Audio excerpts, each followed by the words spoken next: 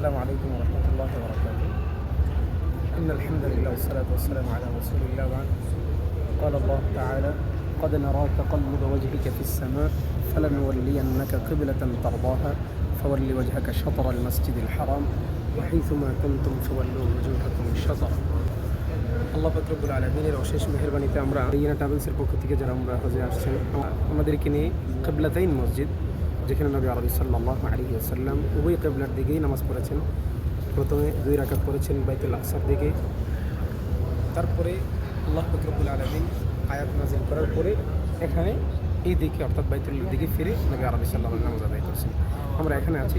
আল্লাহ পাক রব্বুল আলামিন সকল বান্দার জন্য দোয়া করছি, আল্লাহ যেন সকলকে এই জায়গা দেখার সুযোগ করে দেয়।